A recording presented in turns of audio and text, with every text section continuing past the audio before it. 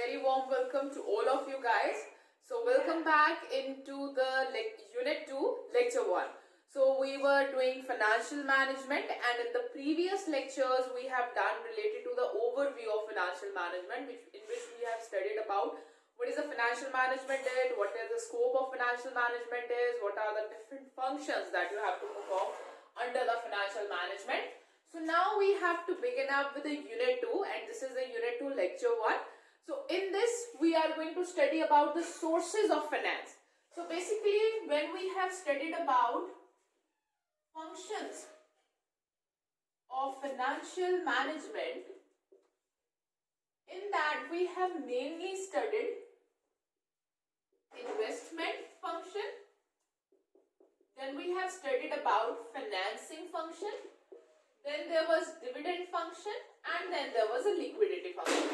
So basically now what we are going to study about is a financing function, that after making an investment decision that okay, if you want to start up with a business, how much amount you require.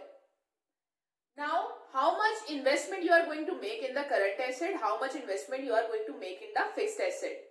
So after deciding this, you have to make a total of the, comes at the total of a you guys can say a right hand side of the balance sheet, this is an asset side.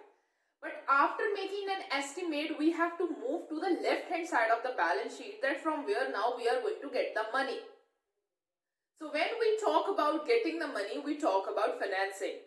So there are different ways of deciding the capital structure. So we have to decide the capital structure, that what will be the debt to equity mix, means what are the different resources or the sources or the options that is available to you through which you can raise the money. So this is what we are going to study under the Unit 2 of the financial accounting, that is the financing. That sources of finance, that when you have to come to the what are the different sources that is available to you to get the money.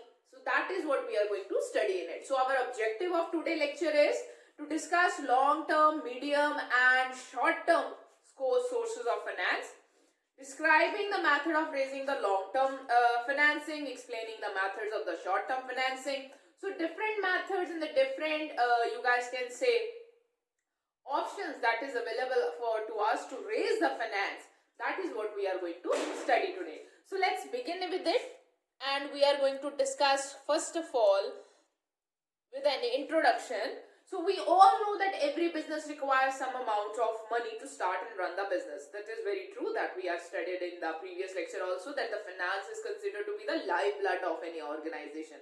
Without fund you can't survive. Whether it is a small business or a large business or even a medium business, whether it is a trading one, whether it is a manufacturing one, whether it is a commerce related business, means transportation business is there. So money is an essential requirement for all the activities. So money requirement for any activity is known as a finance. So means whatever the money you require to perform any of the activity, that is a finance. Now from where this finance can be arranged, that we are going to study today in the sources of finance.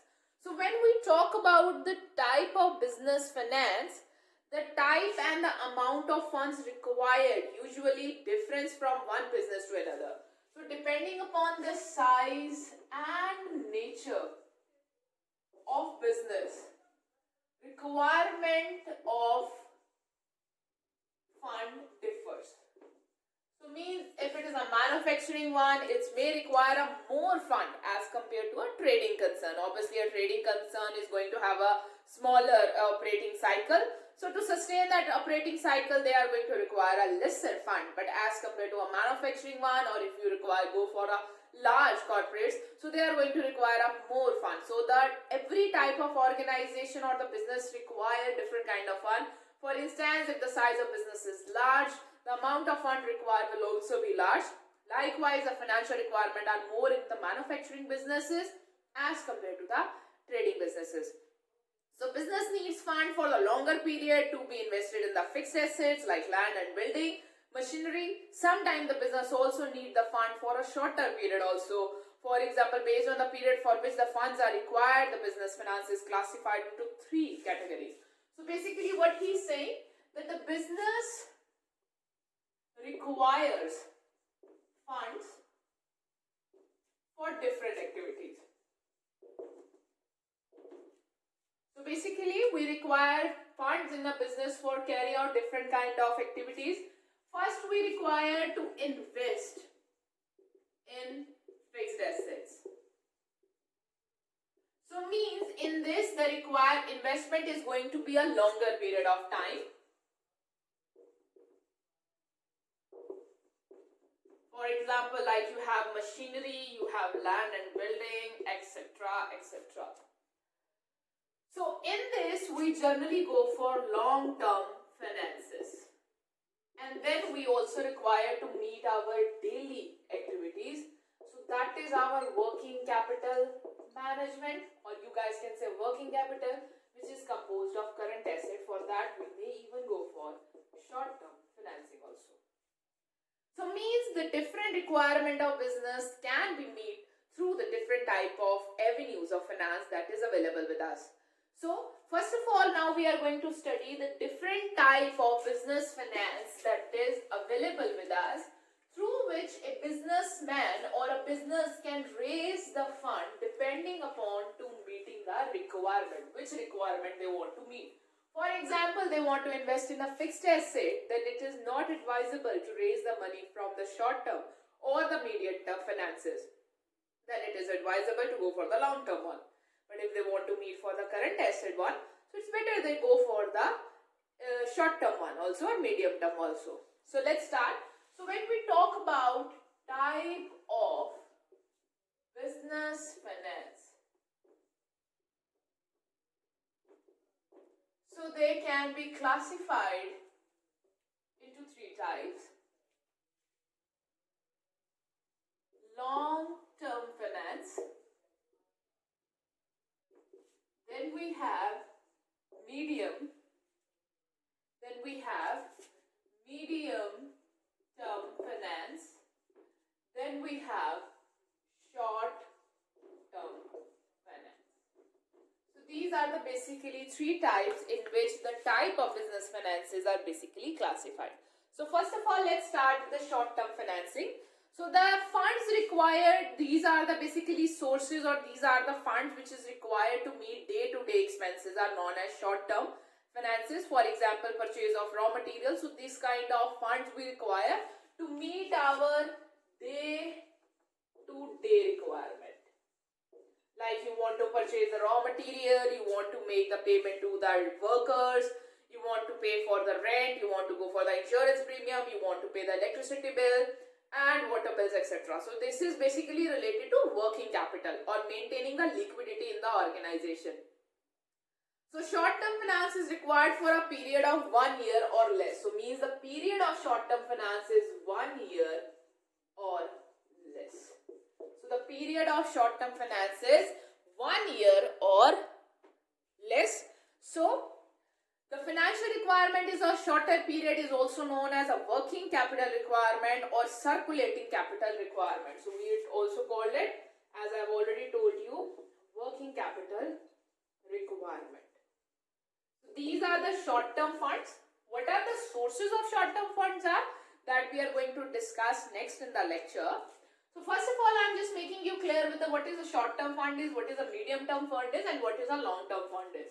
So short-term funds are basically the funds or the money that we require to meet our day-to-day working, which we also called as a working capital requirement. These are the funds which is required to us for a period of 1 year or less. These are basically required to make our daily payments of wages, purchases of raw material or inventories, making the payment of rent, or paying any kind of insurance or any kind of other expenses that is to be incurred in a day-to-day business. So this is related to the short-term funds. So after that we come to the medium-term financing. Medium-term financing. So medium-term finance is usually utilized for all such purpose where the investments are required for more than 1 year but less than 5 years. So basically it is more than 1 year and less than 5 years. So in this we require the medium term finance. So when we require money for which the period is more than 1 year but less than 5 years. So we generally raise our money from the medium term sources. So for example, our amount required to fund the modernization and renovation, special promotional operations to be carried out, or advertisement operations to be carried out. So you can carry out these operations using the medium term finance. So these are the finance which are required or to be utilized for a purpose whose period is more than 1 year but less than 5 years. So these are basically related to, like, you are carrying out any kind of renovation process or any kind of modernization process or any kind of promotional, you guys can say special promotional programs you are carrying out. For that we generally raise the funds from the medium term sources. So after the medium term sources, we have a third source that is called long term financing. The amount of funds required by a business for more than 5 years is called a long term financing. So basically, when you require a fund for a period of more than 5 years, so that is called long term financing. So these are basically required to purchase fixed assets. So in this we require to purchase fixed assets out of it. So the long-term finance is also known as a fixed capital and in such fact of a permanent in nature. So this is basically a part of fixed capital and is permanent in nature. So it is going to be with the business till the business is not dissolved. So most of it. So these are the type of business finances that we have discussed over here, that you can divide the business finance under the short-term finance, medium-term finance and long-term finance. So when you talk about the type of finances, now in this we will be talking about the different kind of sources that is available to you, that through where you can raise the money to fulfill your long-term finance from the sources which is available to you guys, so that you can meet the purpose of a medium-term financing and the sources which is available to meet the short-term finances. So let's give a review to it before we move to the sources, before we start discussing the sources which is available to us. So first of all, if we talk about the short-term finance, so short-term finance is basically, this finance is required by us to meet our day-to-day operations requirement. Like we require them for a period of 1 year or less. These are basically our working capital requirement, means this is the basic investment to meet our day-to-day expenses in the form of rent is there, payment of wages is there, purchase of raw material is there, payment to the debtors are there, payment to the creditors are there. Then we have a medium-term financing. Medium-term funds are basically required to us for a period of more than 1 year but less than 5 years. So when we talk about them, or when we talk about them, these kind of resources are basically required for us to carry out any kind of promotional activity or any kind of renovation activity. Then we come to the long-term financing. Long-term financing are basically the funds when we require for a period of more than 5 years. So when you require money and it is going to be put it up where it is going to be utilized for a period of more than 5 years. Like you are going to purchase a fixed asset. So these are fixed capital in nature. So these are the different type of business finances we have, generally divided in the 3 period on the basis of time period. That is a long term, medium term and a short term. So now what we are going to do next is we are going to discuss the sources which is available to us to finance our long term requirement, medium term requirement and the short term requirement. So this is what we are going to study next now. So let's start with it. So now let's move further. So next thing that we are going to study is the instruments, or you guys can say sources, instruments of raising long term finance. Basically, when you require a money for a very longer period of time, so what are the ways or what are the instruments or the sources that is available to you guys through which you can raise the money? So in small organization, the long-term finance are generally provided by the owners. But for a large organization like joint stock companies are there are various options which is available to raise the funds. So basically when we talk about the short when we talk about small organizations, so their capital requirement is very less. So for example, if we are talking about a sole proprietor, or even if we are talking about a partnership firm, so these are basically a small business organization. So they generally raise the money, or the long-term fund is basically provided by the owner themselves. Or the most of the option that is available to them is that they can go to the bank and they can get a loan from there, or they can get a loan from any of their known. So it is basically the personal financing is there, or loan financing is there from a bank or any other financial institution. But when we talk about a large organization like companies are there, so their capital is too high. For example, they have a 500 crore capital, they have a 100 crore capital, 200 crore capital.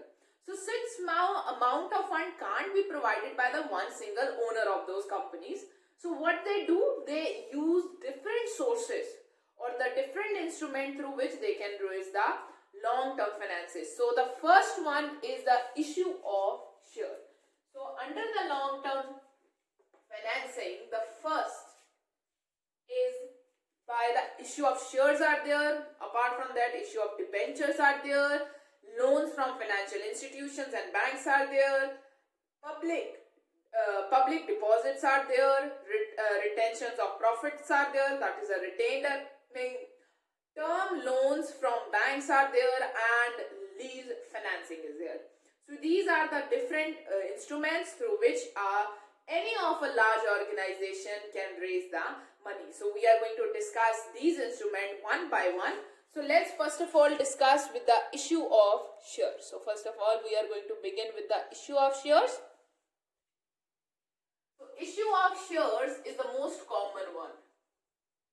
Issue of shares. And the shares can be issued is also of two types. One is the equity shares, and the other one is the preference shares. So what is a share is? Share, please share your lunch with someone, means a part of it you are sharing with someone.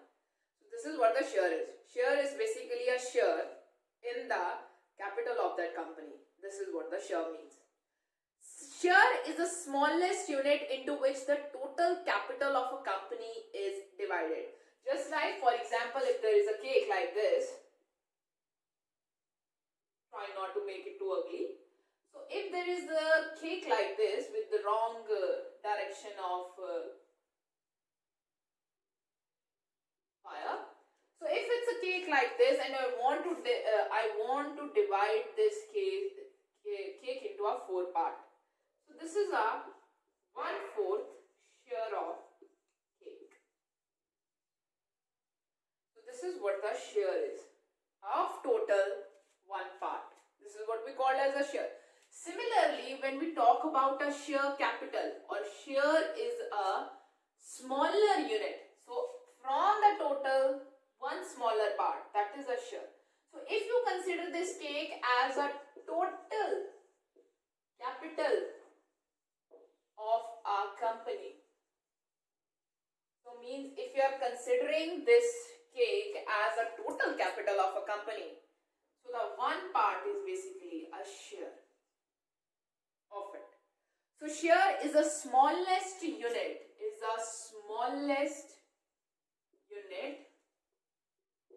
in which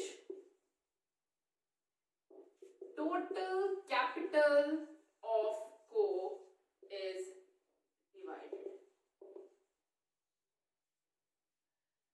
I have already discussed with you guys that when we talk about the large organization, they have a share capital that is of 100 crore, 200 crore, and one person can't give this lot of money, no matter if they have it or not. But if that 200 crore is divided among number of shares, that is a large amount, and everyone who is a general public is available to purchase them, so means everyone, you, me, is putting 100 or 1,000 rupees. So that is a smaller amount, and there are so many people, those who are putting that money, and when you collect it, it may come as a 200 crore. So this is what the part of share capital is. So share is basically a smallest unit in which the total capital of the company is divided. So for example, when I am opening up my company, for example, there is a company, A Co is there, who has a total capital of 100 crore. So let's say, so means in 100 crore, I have to put 7 zeros, 1, 2, 3, 4, 5, 6, 7. If that, this is the total capital. If that total capital, I divide it to the number of shares. So the number of shares that company has, let's say 10 lakh. So this is a 10 lakh amount.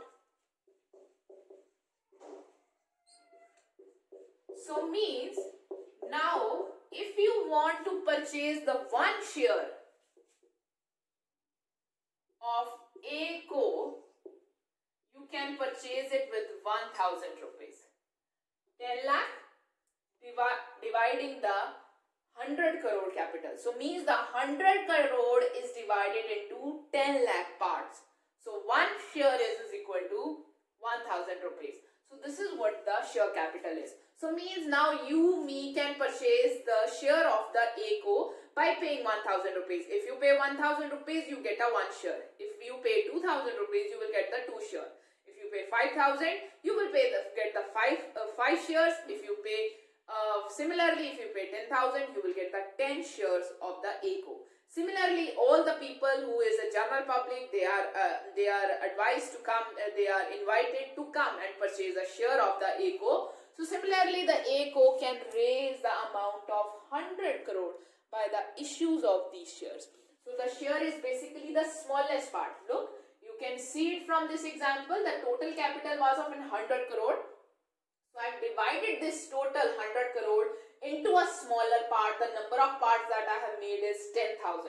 So these are the 10,000 number of shares that will be issued by A Co at an amount of 1000 each to raise the 100 crore rupees. So this is how the share capital works. When a company decided to raise 50 crore of capital from the public by issuing the shares, it can be divided into the capital into a unit with a definite value of say 10 rupees, 100 rupees each, and substantially the number of shares will be there. So this is how we find out the share capital of a company.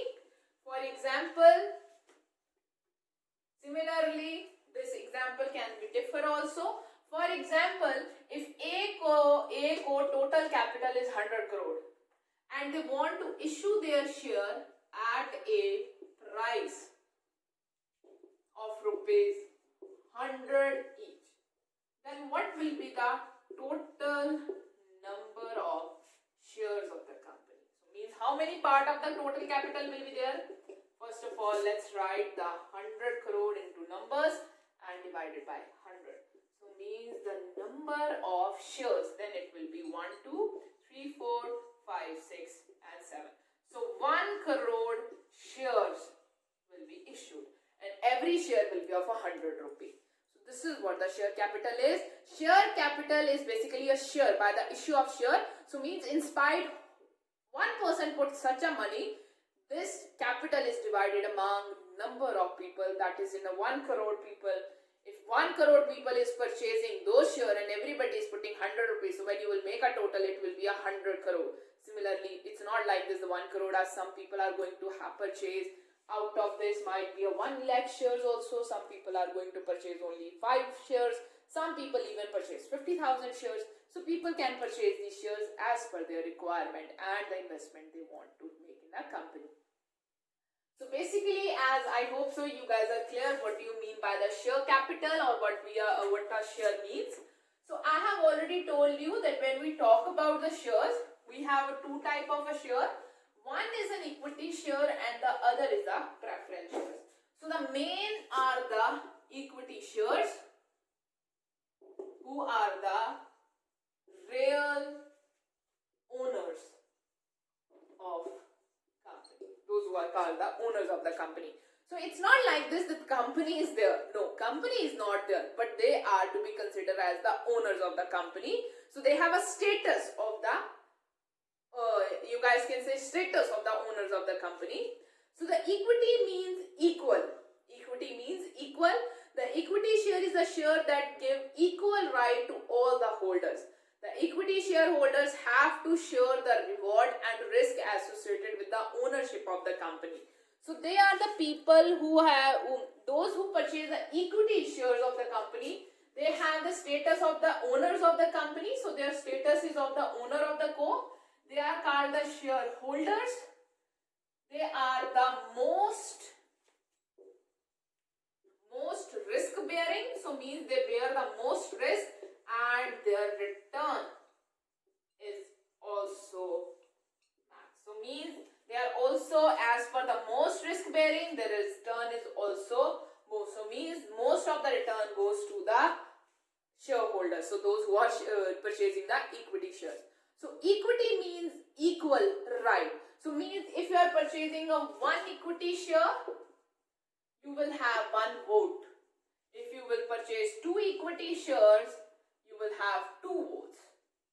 If you will purchase three equity shares, you will have three votes in the company. Means whenever any kind of a decision is to be taken in a company, so you will have a right to vote over there. So your vote will be considered in proportion of the shares you are purchasing. So for example, if you have a 10 lakh shares of that company, so means you have 10 lakh votes. If you have 50,000 shares of that company, you have 50,000 shares. So basically, one share, one vote. So it is equal for everyone. So means if you are, it's depending upon the number of holdings you have. So it gives the equal right to all the shareholders or those who are purchased the equity shares to participate in the decision making of that company, and along with that to share the profits or the rewards of that company which left after making the payment of all the claimants that is there. And they are the most risk bearing. They have a status of the owner, so means they are the people who are paid at the very last. So they are the equity shareholders are paid at the very last. So sometimes even the company does not pay anything to them. Then why a person will invest in an equity share if the company doesn't pay anything to them, or even at the time of winding up of the company, if something will be left, then they will be paid back. Otherwise, they will also not be paid back. So equity shares are never redeemed. So they are never redeemed. They will only be redeemed at the time of a winding up of a company, when the company will die or finishes off. If something will left, then only they will be paid. Otherwise, they will not even paid at that time if nothing will be left. So why people will invest in, now you guys can ask me, then why we invest in the equity share then? We are most risk bearing. We might not be even paid the constant dividend every year. We might not be paid our money back also. So why a company should raise the money from the equity share? The people might not invest in them. People invest in the equity share because if the risk is high, then the return is also high on the shares. Along with that, the equity share owners not earn through the dividend that the company is paying to them. They generally earn from the fluctuation in the market price. They earn by purchasing the shares at a lower price and then selling them off at a higher price as per the market movements. So this is how the equity shareholder earns. So both of you guys can say that both of parties' motives are being met. Shareholders are earning the money by trading the shares in the stock market, and the company gets the money when the shareholders initially purchases the shares from the company. So company gets the money. Now rest is on the equity shareholders. It's not like this that they get stringent that okay, if the company is for the 100 years, they have to hold the share for 100 years. No, then nobody will be investing in them. I don't want to get my cash stuck in a company for 100 years period. So for that, to provide the liquidity, they trade these shares in the secondary market, that is a stock market, where they purchase and sell the shares as per their requirement. So let's move again. For example, a company have 10,000 equity shares holders and it has earned 10,000 profit last year, assuming that it may earn a loss of 10,000 in the previous year. So basically, all the loss and the profit that is left at the end of the has to be beared by the shareholders. Hence, the shareholder will get 1 rupee as profit last year and 1 rupee loss in the previous year. So this is how the equity shareholders work. It is also called as ordinary share capital. Equity shares are the owners of the company who have control over the working of the company. It's not like this that if the company has 1 crore shares and there are 1 crore shareholders, so everyone will be indulging in the working of the company. No. So there is a meeting that is held, we call it an annual general meeting. So in that meeting they vote out, they decide who will be the directors of the company, and at the last of the directors are basically going to manage the company for them. So they are the representatives of the shareholders. Not all the shareholders going to work in the company. It will not be like this. So they decide they select the directors, those who the shareholders want to direct the company for them. So the director will manage the company, and at the last of the year, they generally annual general meeting in which the P&L and what the company has done throughout the year is discussed with the shareholders. So that's why they have a status of the owners. So they are paid dividend at a rate considered by the board of directors. So shareholders are never paid interest. They are not paid interest, they are paid dividend. And the dividend is also decided by the board of directors or the management of the company. It's at what rate. The amount of dividend is never fixed. For example, if you have to pay the interest is always fixed, like 6% interest is there, 10% interest is there. But basically, and the dividend, there is no fixation is there. So dividend can be paid as per the deciding or the requirement of the board of director. So means board of directors are there. So if the company has earned more profit, so at this time they might declare more dividend. In a year of less profits or losses, they might not declare any dividend. Even it could be like this, the company is earning quite a profit but they have not declared any of the dividend.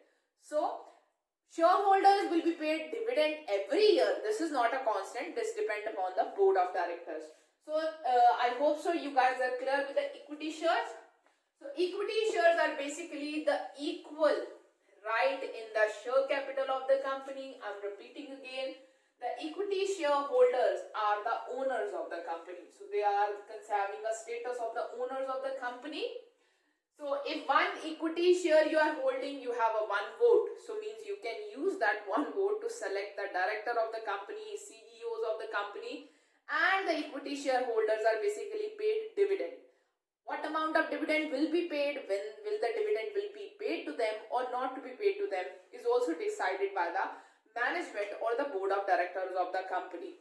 So it's not mandatory by law that shareholder has to get the dividend every year. And generally the shareholders get the money or get the return. They are the most risk bearing also, and they are the most return they are also getting the maximum return also. But the main return that they generate is through the trading of the shares in the secondary market, not from getting the dividends. So the features of equity shares, let's discuss about the features of the equity shares. So if we talk about the equity share capital that is raised by the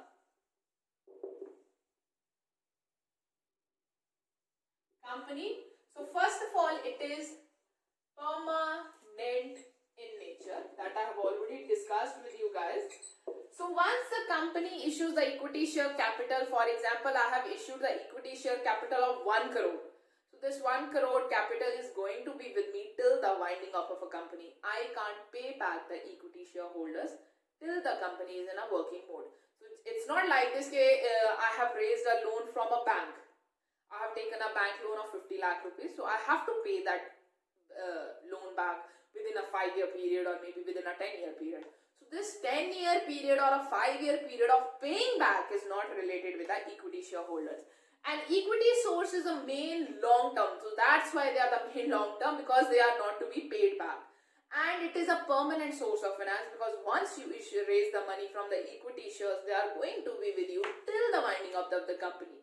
They can be redeemed or refunded only the time of the liquidation of the company. So means when the equity shares are to be paid back, or they will be getting their money back, principal amount will be getting back only if the company is going into liquidation.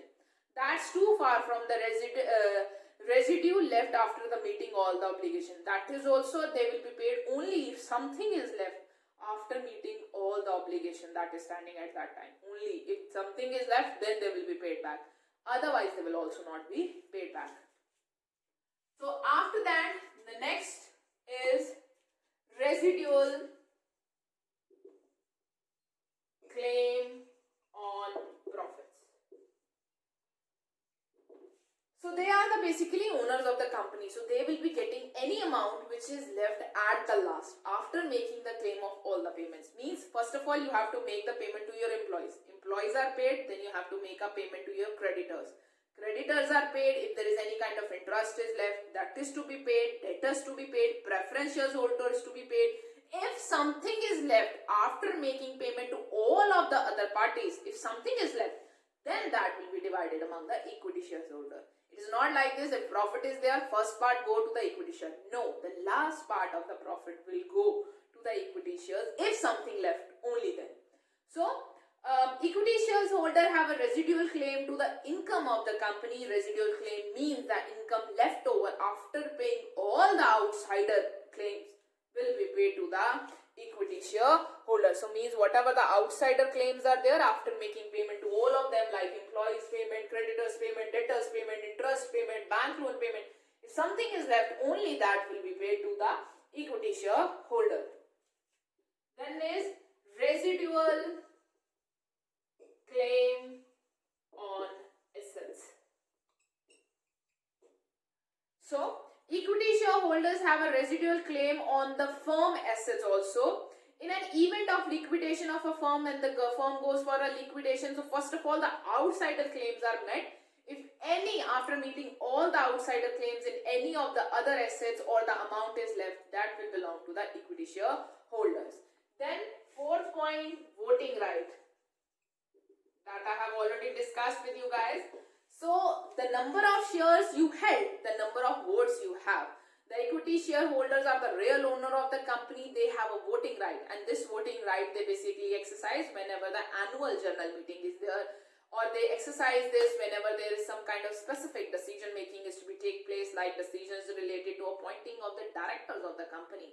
So they give their vote that yes, one vote from my side, I will select him as a director. So this is how they can do the voting. So directors and the auditors of the company participate and vote in annual general meeting, which helps to control the company. So that's why they have a somewhat or full, not somewhat, it's full of the decision making in the power or in the hand of the shareholders. Yes, the one who has a more voting in his hand, for example, if somebody has a 50,000 shares, so they have a 50,000 votes in his hand. So they can direct the things in his way also. But basically it is like this: if you are holding a one vote, so it will lead to a one share. So it is a one vote in your hand that you can use to select the directors and the auditors of the company in the annual general meeting. Then is limited liability. So the equity shareholders, even being the owners of the company, their liability is not unlimited. It's not like this that if at the time of winding up of a company or the liquidation of a company, if there is some claim of the outsider is there, so means now they are being the owners of the company, so their personal assets will be sold off to meet the claims of the outsider. No. So their liability is limited only up to the amount of equity shareholders they are holding, and on that equity shareholder what the amount is left to be paid. For example, A is holding 10,000 shares. So on 10,000 share rupees, 5,000 is left to be paid. So when the A has purchased 10,000 shares, so he had paid whole of the amount. But in that whole of amount, 5,000 is still left to be paid. So means at the time of the winding up of a company, the liability of A will be limited only up to 5,000. So means at the winding up of a company, even the outsider claim that is still left to be paid is of 1 lakh rupees. So it's not like this that the A will be paying 1 lakh. A will be maximally paying 5,000 in it. So his liability is limited up to the 5,000, which is a part of unpaid capital on the equity share. If he has already paid all the amount, so means that's it. He has no need to pay anything extra in it. So this is what the equity shares are. These are the most important type of capital that is raised by the company. So share is basically the total, it's a smaller amount in which the total capital of the company is divided. And when we talk about the equity share, these are the real owner of the company who has the most risk bearing status of the owner, but they get the maximum return. They are the permanent in nature, so means the equity shares holder will never be paid back. They get the dividend depending upon the decisions of the board of director. They have the voting right. So, and they only get the claim on the return which is left after making the payment to all the outsiders. I hope so you guys are clear with the equity shareholders. So now let's move to the next type of the share capital that we have. That is a preference share capital. Preference shareholders. So you guys can also call it preference shareholders. So preference share capital are the certain privileges over the equity shareholders, as the name says, preferences. So they come at the second number. First of all, we have the equity shares, and the second we have preference shareholders. So basically they are also the holder of the shares, but they have two preferences over the equity shareholder. So they have two preferences, specific preferences over the equity shareholders. The first preference is the privilege in the payment of a fixed dividend, and the fixed dividend may be paid in the form of fixed rate or the fixed amount of per capita. So per share. So basically the first preference that they have over the equity share is a preference for the payment of dividend. So means they will be getting a fixed rate of dividend, or they will be getting a dividend before anything gets to the equity shareholder. So they will be paid first. For the dividend, they will be paid first. If something is left after making a payment to dividend, then the equity shares will get. So this is the first preference. The second is payment of preference right on repayment of capital, or you guys can say principal amount, in case of liquidation. In case of liquidation or winding up of the company. So means at the time of the winding up of the company, they will be paid first. Then if something will be left, then the equity share will be paid. So these are the two preferences that the preference shareholders have. So preference share capital give certain privileges over the equity shareholders. So these are the two preferences that they have. The preferential right over the payment of a fixed dividend. So they will be paid dividend first, and sometimes they are even paid fixed dividend every year. And next is the preferential right in the repayment of a capital at the time of the liquidation or the winding up of the company. So means the next thing that you want to discuss is the feature. Now next thing we are going to discuss is the features of preference shares. So let's discuss the features of them also.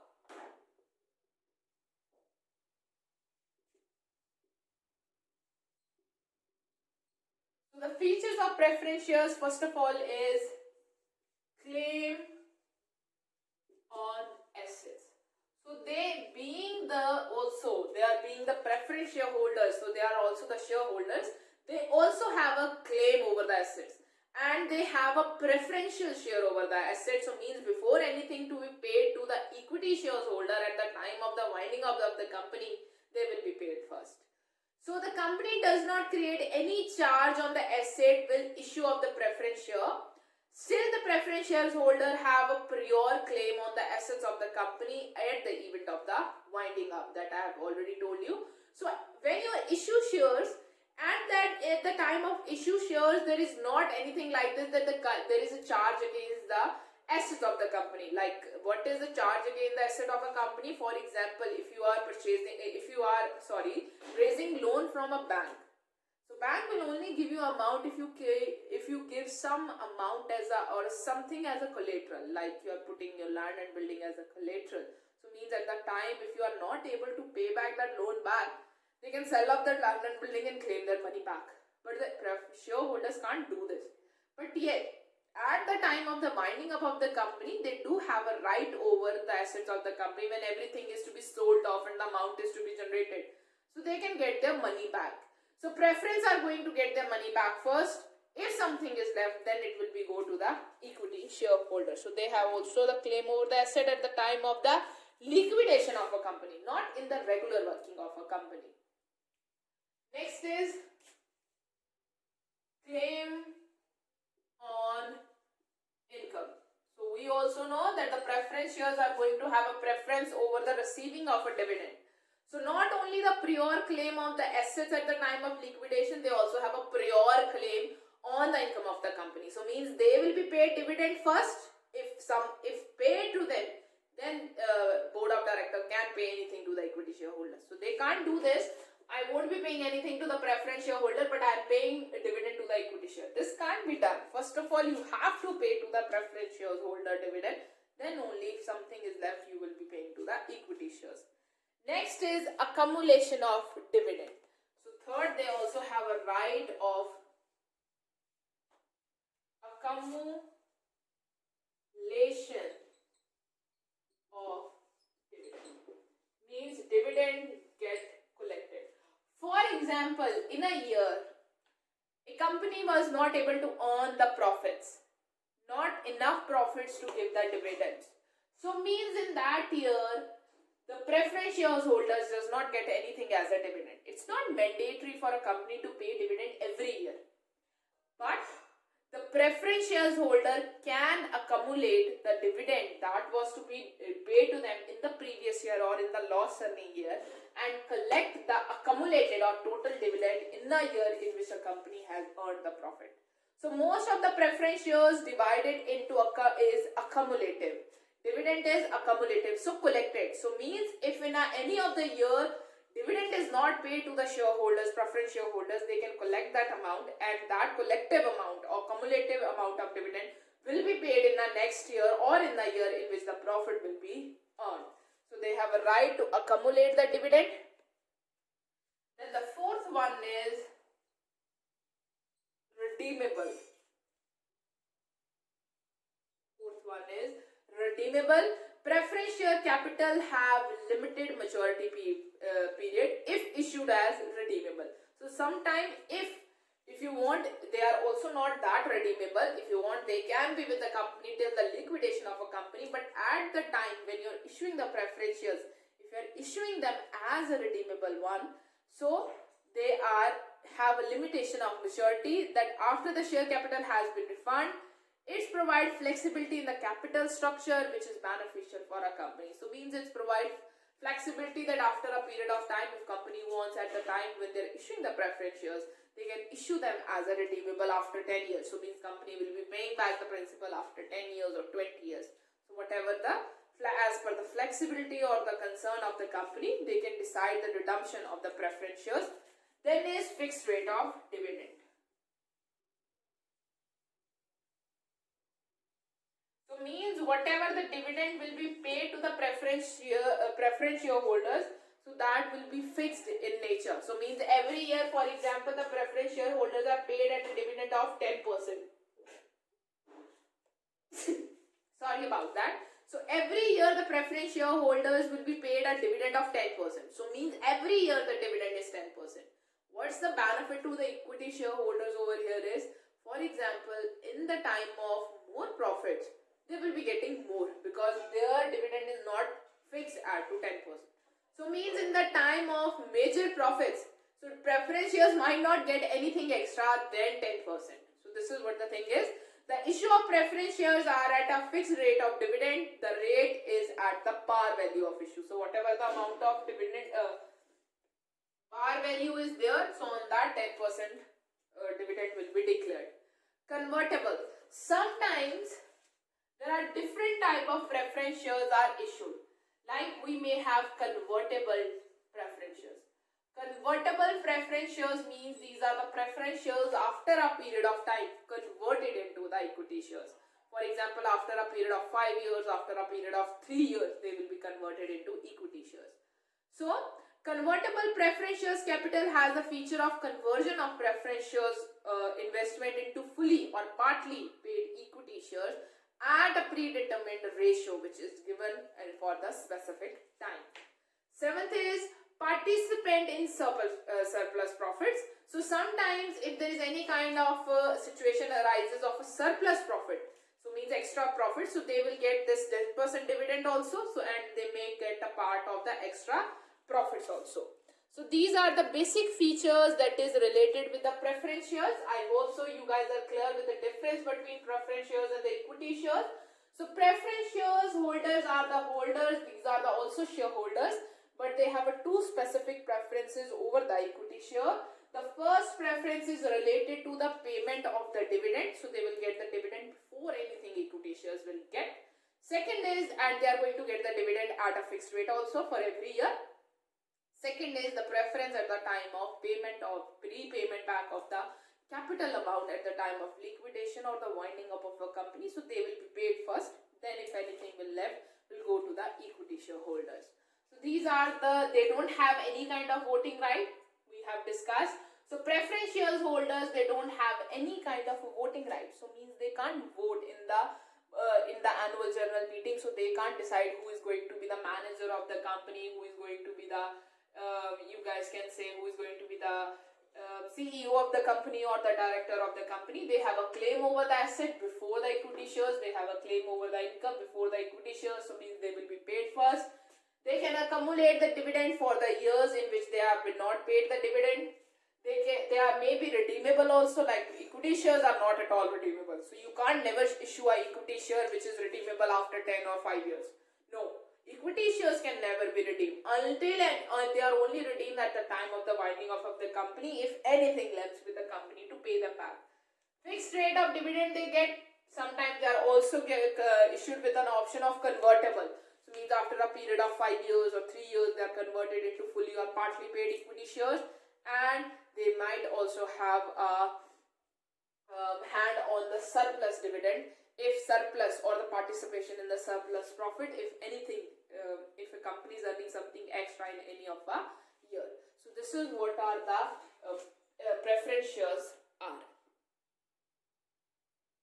Now after discussing the owner's capital of the company, let's move to the borrowed capital of the company. So means we have done with the owner's capital that we have of a two type, equity shares and the preference shares, that is the share capital.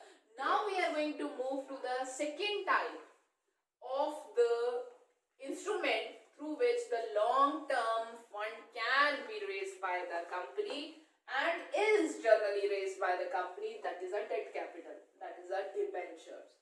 So generally number of students get confused between what are the shares are, what are the debentures are. So now the next thing or the next instrument that we have, debentures. Debentures are not shares. Debentures are not shares. Please keep this thing in mind. Shares are basically the owners. Shareholders have the status of the owners of the company, but the debenture holders have the status of the creditors of co. They are considered as the outsiders, and the capital or the money that is taken from that is considered as a debt capital or borrowed money. So means you have to pay them back. Borrowed money. So these are the debtors, and they have a fixed amount of interest. So now this is what the thing is. Equity shareholders or the preference shareholders, or you can say clubbed shareholders, are basically paid dividend, but the debentures are paid interest, and interest is an obligation to be paid every year. Like for example, if a company is earning losses in a year, company can say to the preference shareholders and the equity shareholder that this year I won't be able to pay you any kind of a dividend. There is no any kind of legal obligation on the company. But this same statement can't be said to the debentures holder. Company can't say to the debentures holder that sorry, this year I'm in losses, I won't be able to pay you back anything. I won't be able to pay your interest of 6% or 5%.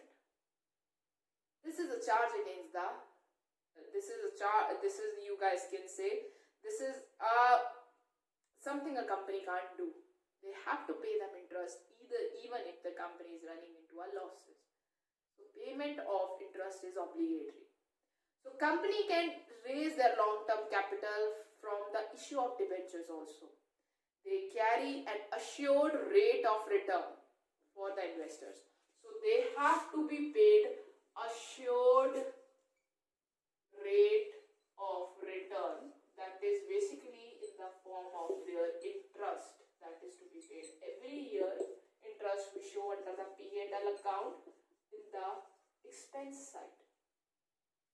And interest could be like this, 8%. So means every year you are going to pay them 8%, nothing extra. 10% or 9% depending upon what is the rate is going on. So they are called as a debt capital or the borrowed capital of the company, and the status of the debentures holder in a company is of a creditor. So this is the main thing that you have to remember, because this type of question will be asked to you guys again and again, that what is the status of the shareholders of the company, what is the status of the debentures holder of the company. So the debentures is a written acknowledgement of a money borrowed. So when we talk about the debentures, these are the written acknowledgement. So means when you issue the shares, so there is a one certificate that has been issued in the form of debentures, in which a written acknowledgement that I, A Co has borrowed this much money, this and this, and the stamp of the company is there. So it is a written acknowledgement which is acknowledged by the company that yes, I am borrowing this money, borrowing, not getting, borrowing this money. So this is means a obligation and liability on the company that they have to pay that back. So debentures are generally redeemable. So means debentures going to get their money back after the period of 5 years or 10 years or for whatever period the debentures has been raised. It specified the terms and conditions, and in that acknowledgement or in that written document, it specified the term that after what period that amount will be paid back or the debentures will be paid back, in the time when the company is using the money, at what interest or at what rate the interest will be paid, what is the security offered. So means when we talk about security offered, so means there is a claim against the assets. So means when you are issuing the debentures, so your asset get mortgaged.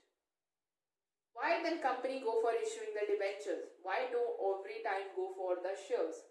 Because share does not create any kind of obligations. Moreover, share leads to no claiming on the assets, means assets are free, can be used for any other purpose also. Thing is that the interest which will be paid to the debentures holder will be less as compared to the dividend that is to be paid to the shareholders, because they are at a higher risk than the debentures. So means they has to be paid more and debentures are to be paid less. So the debentures are basically, the cost of raising the debentures is less than the cost of raising the equity share. So means for company point of view, debentures are, you guys can say, sasta. If I talk in Hindi, it's a sasta way to raise the capital, or you guys can say it is a cheap way to raise the capital. So this is why the company go for the debentures also, because they have to pay a lesser amount of interest to the debentures holder, and they have to pay higher amount of dividend to the shareholders, and moreover they have to strike their balance between the equity to the debentures. So then only the company can raise or can balance out its capital structure, which we will learn in the financial leverage. That will going to be the next chapter in the same subject. But before we go, we get some distracted and move somewhere else. Let's discuss what are the debentures are. I again repeat, the company can raise long-term fund by issuing the debentures also, not debentures here, sorry, debentures also. So they have a fixed rate of return, that is interest, that is to be paid every year. even the company earn profits or loss, they have to pay this interest. So it is a charge against the profit. Then it is known as a debt capital or the borrowed capital. The debentures holder have the status of the creditors of the company, and they are generally used to be paid back after a period of time. So, and they are offered or they are issued at a security. Issued at a security means if the company fails to pay the interest to the debentures, or they are failed to pay back the amount of the debentures holder, the debentures holder can sell the assets of the company and can get their money back. So this is what is by being a security is being offered. So now let's discuss the features of the debentures. So they have a first features that is related to the debentures, that they have a fixed rate of return. So means every year they are to be paid that rate only, like 6%.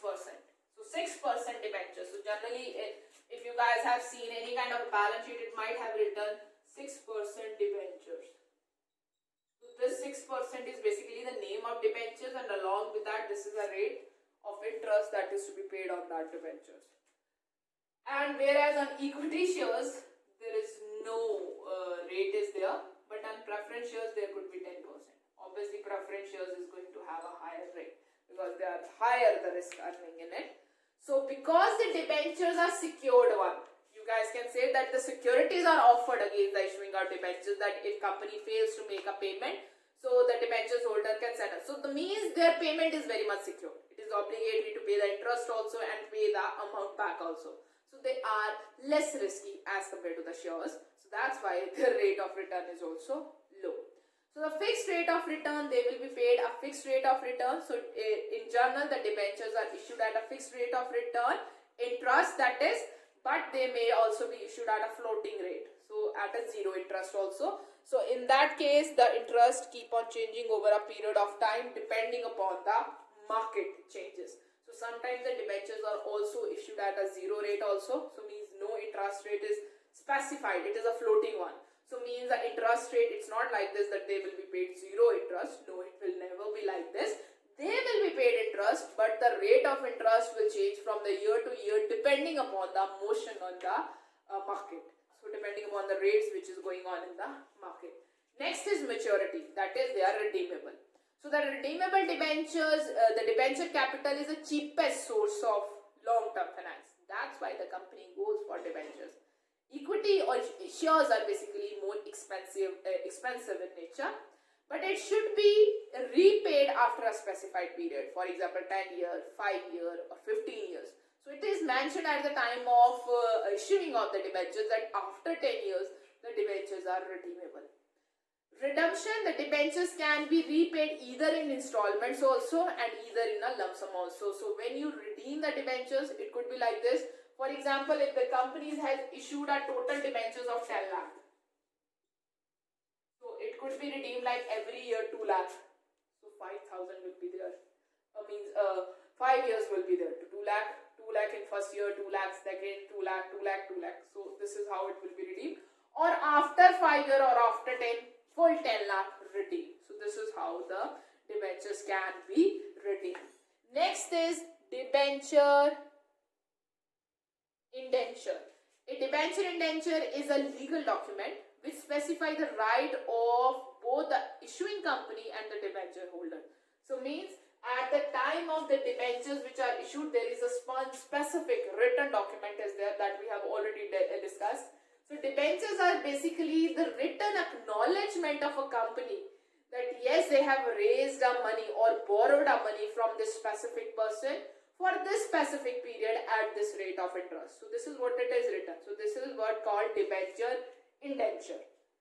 So it is a written document in which a company acknowledges that yes, I have borrowed this much money from this person and for this much period and at this rate, and I will be paying it back. So so this is in this it is mentioned all the specific things and all the rights of the company and the debentures holders are mentioned over there. So next thing is they are secured. Debentures can also be issued an unsecured one, but mostly the debentures are issued are of a secured one. So means the debentures are secured against the assets of the company. So means if company do any kind of a default, debenture holders can come, sell that asset off and can get their money back. So they are secured in nature. Convertible, sometimes debentures are also issued in the form of convertible. So means after a period of 2-3 years, they might be converted into shares. So this is what the thing is. Next is credit rating.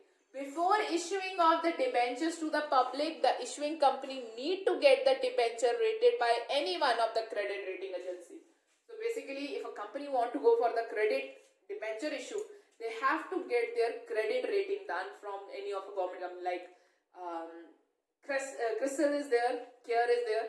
So these are the credit rating company. The credit rating means how credit worthy a company is. If a company is a credit worthy, then they are allowed to issue the debentures. Then even the selling of debentures will be very easy for that company because the credit worthiness is more. Means credit worthiness means that whenever that company has borrowed something, they have paid it back or they have a capacity to pay back. So this is what the credit worthiness is. So before a company go for the debenture issue, they have to get them certified or have to get their credit rating from the credit rating agency like here CRISIL is there. So they will tell that yes, the company has the capacity to pay the interest also and they have the capacity to pay back the whole amount also. Next is claim on the incomes and asset. So debentures holder have the priority. They have the main priority. Before anything owners get, creditors are going to get their money back. So if anything will left, then it will be left to the shareholders. So this is what are the type of debentures are. So basically not type of debentures, what the debentures are. So when we talk about the debentures are the, you guys can say the creditors of the company. Please keep this thing in your mind. Debentures are the creditors of the company, shareholders are the owners of the company. Debenture holder does not have any kind of voting right, but equity shareholders does have a voting right. Then debenture shareholders are secured against the assets of the company. Equity shareholders are not secured. They are most risk bearing and the return is higher. Debentures are secured. The interest is going to be less and they are less risky. So means they are going to earn less return because they are less risky. Moreover, the payment of interest is obligatory, has to be paid every year at a fixed rate. But the payment of dividend is not obligatory. It depends upon the company management whether they want to pay the dividend to the owners, and moreover, the rate of dividend is not specified in the case of equity shares. This is what the thing is. So debentures holders, they have a written acknowledgement. They also have the credit rating is to be done, and the deed is basically it is in a written document where the company acknowledges of its debts that the money they have borrowed and they are going to pay back. Equity shareholders are not redeemable. Debentures are redeemable generally after a period of 10 years or 5 years or 15 years. So this is what the debentures is, and this is what the difference was between debentures and the equity shares. So now the next thing that we have to discuss is the type of debentures. The debentures also have a very different kind of types. Even preference shares also have a very different kind of a type. Like one type of debentures we have already discussed, like convertible one. So some debentures are convertible, means after a period of time they will get converted into the equity shares or preference shares. But some debentures throughout their life they stay debentures, so means they are not convertible. So this is one of a very common type of debentures is there. So now let's discuss the other types of debentures that we have.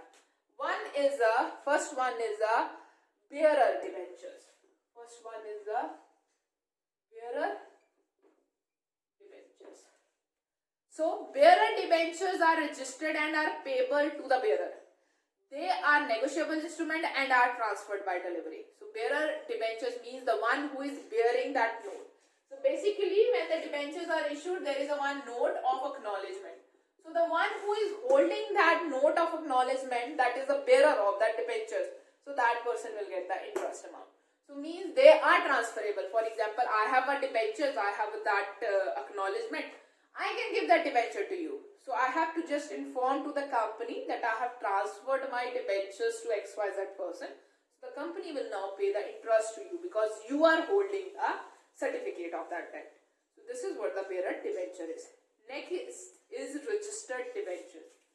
So the next is registered debentures. The next type of debentures that we have is basically registered debentures. So they are payable to the registered holder whose name is appearing both on the debentures and the register of the company. So the registered debentures are those debentures holders who are registered with the company and their name is showing in the register, which is maintained by the company, in which they put the name or record the name of all the debentures holder, their address and everything. So those are the registered debentures holder. Then come the secured debentures.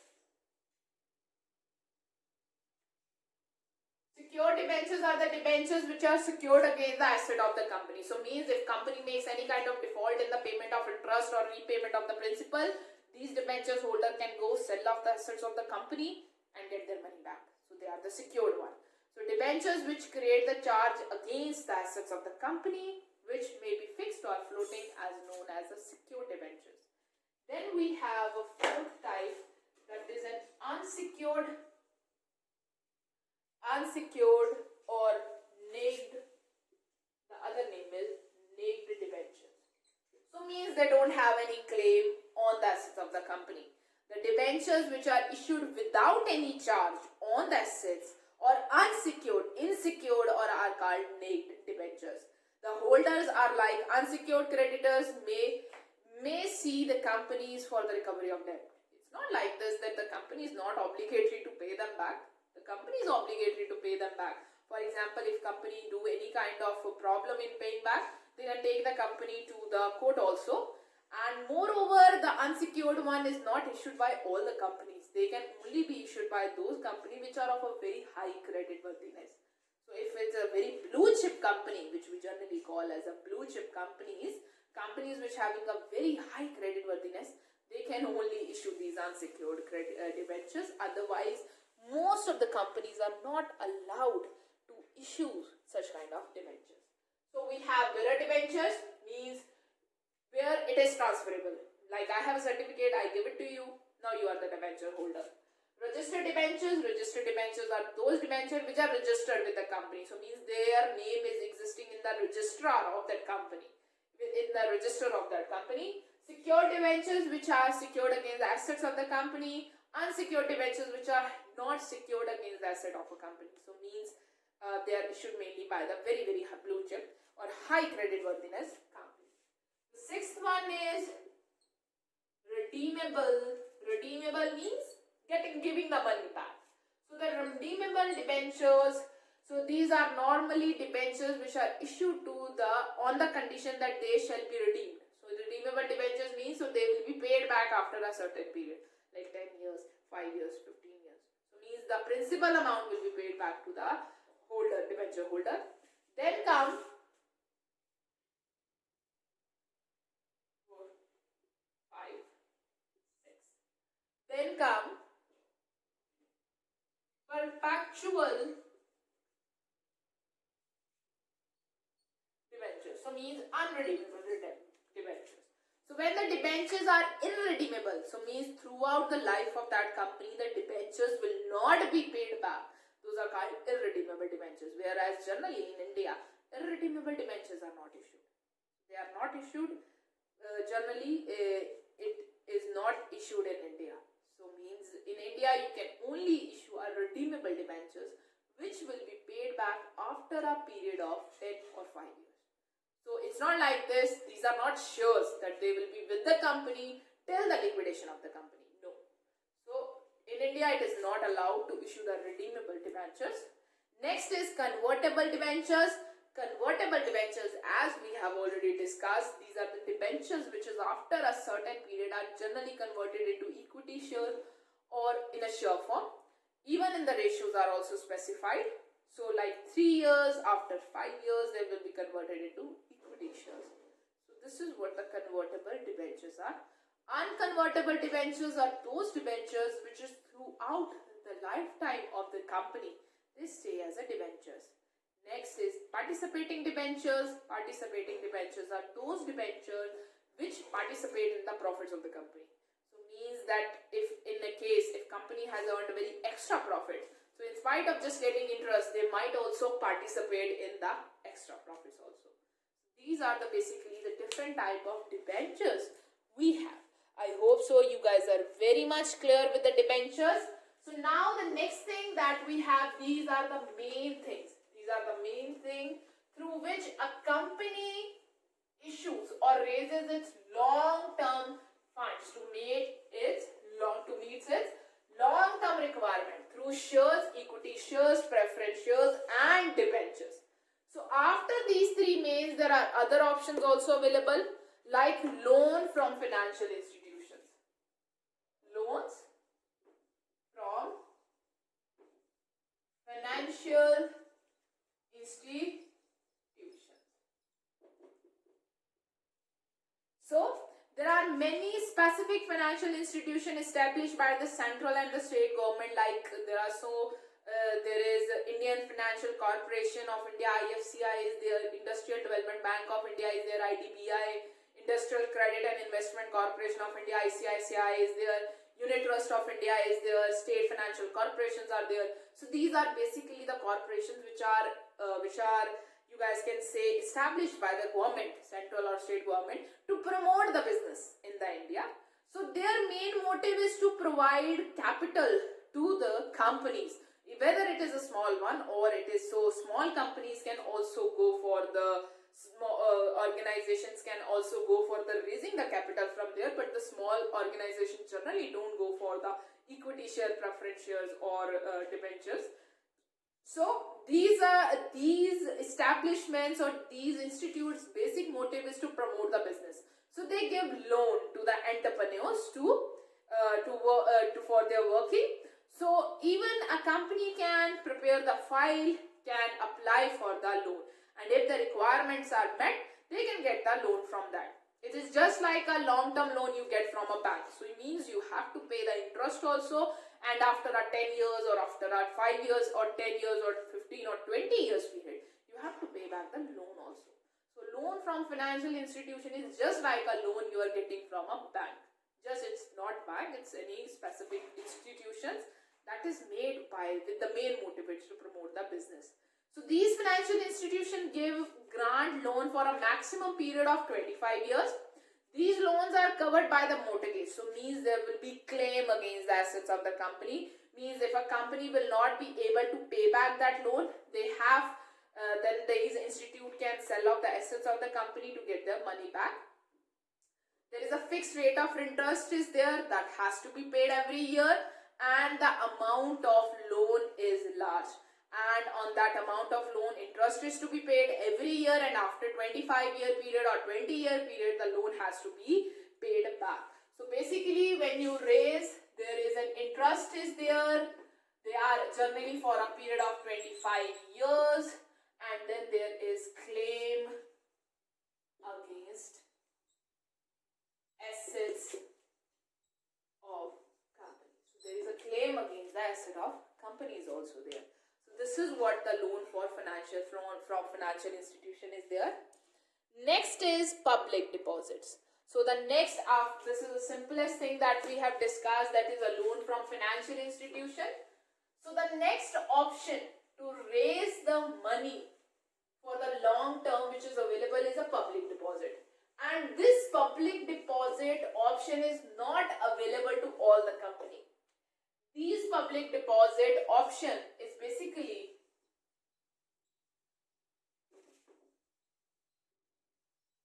this is the next instrument. This is the fourth instrument we are studying. First we have studied shares, then we have yes, it is fourth. First we have studied shares, then we have studied debentures, then we have studied loan from the financial institution. Now fourth one is public deposit. So public deposit is a mean or instrument for issuing getting the long-term funds, but it is generally not practiced by all the companies. It can only be practiced by the companies which have a very high credit rating, again the blue chip companies. So public deposit or term deposit, the other name of public deposit is also called as a term deposits. Term deposits are in the nature of unsecured deposits. So these are unsecured. So that's why to raise the money from a public deposit, you have to be a very strong credit holding. So means you again have to get your credit holding done from the care, and CRISIL or the other organization or the agencies are there for the credit rating. And if you have a specific credit rating or you are a blue chip company who have a very high credit rating, only then you can get the money through the public deposit. So have been solidified by the firm both large and small for the general public, primarily for the purpose of short and medium term requirement. So basically this can be done by the short term and small or large corporations also. So in this they go to general public. They go to the general public to deposit money with them. That's it. Just like you guys go and get your money deposit with the bank. So in spite of going to the bank, you get your money deposit with the company. And it is unsecured in nature. So, important guidelines.